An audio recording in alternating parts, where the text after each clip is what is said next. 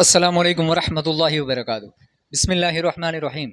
हज 2025 के अपडेट लगातार हम आप तक पहुंचाने की कोशिश कर रहे हैं।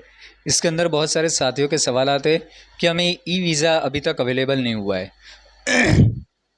बहुत सारे हाजियों को हो चुका है, तो उसके लिए क्या करें। तो उससे पहले आप हमारे नीचे डिस्क्रिप्शन के अंदर जो व्हाट्सअप ग्रुप है इसके ज़रिए से जुड़ जाए ताकि आपको हर अपडेट मिलती रहे। तो सबसे पहली बात कि बहुत सारे लोगों को नहीं मिला है और बहुत सारे लोगों को मिल चुका है। अब इसके अंदर मसला ये भी है कि किसी की डेट 10 मई है, उसको मिल चुका है।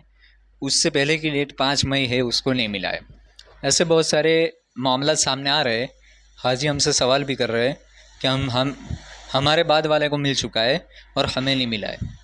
और दूसरी एक बात हाजियों की तरफ से ये भी कहा जाता है कि मेल के अलावा कोई और सोर्स है जिसके ज़रिए से हम ई वीज़ा हासिल कर सकते हैं। तो मेल के अलावा और कोई सोर्स नहीं है जिसके ज़रिए से आप ई वीज़ा हासिल कर सकते हैं, क्योंकि मेल एक गूगल की पर्सनल जो गूगल की एक रेपिटेशन वाली एप्लीकेशन है, जिसकी वजह से हर कोई गूगल को फर्स्ट प्रेफर करता है। इसलिए मेल के ज़रिए से ही हर काम होता है। ज़्यादातर जो सरकारी काम होते हैं और प्राइवेट काम भी मेल के ज़रिए से ही होते हैं, इसलिए व्हाट्सएप पर अवेलेबल नहीं रहता।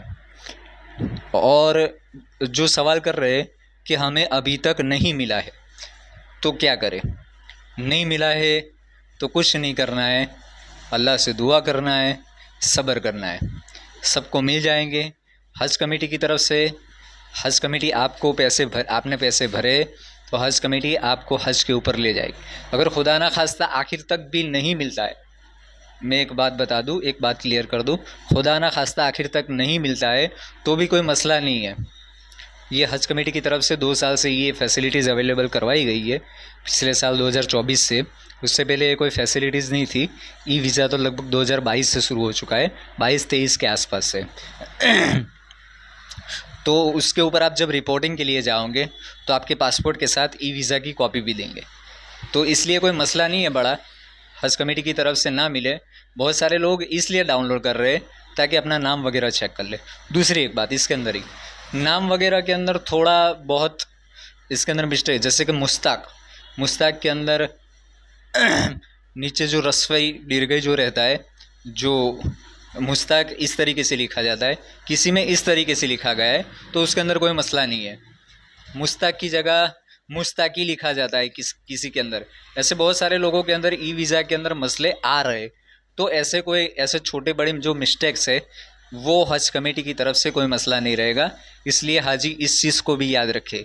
बहुत सारे हाजी सवाल कर रहे हैं कि मेरे ई वीज़ा के अंदर मेरे सरनेम के अंदर ये मसला है। जैसे कि मेरा सरनेम वोरा है, तो वोरा के अंदर पूरा जो है वो पहले पूरा आता है, तो वो आधा आता है ई वीज़ा के अंदर।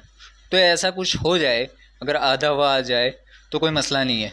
हाँ, नाम मुश्ताक है और उसकी जगह मोहम्मद या कुछ और नाम हो जाए तो वो मसला है। वो हज कमेटी से, अपनी जो स्टेट हज कमेटी है, तुरंत उनसे संपर्क करें। तो इसलिए अगर खुदा ना खास्ता ई वीज़ा नहीं आया, सबसे पहले कोई बड़ा मसला नहीं है। आखिर तक नहीं आता तो भी कोई बड़ा मसला नहीं है।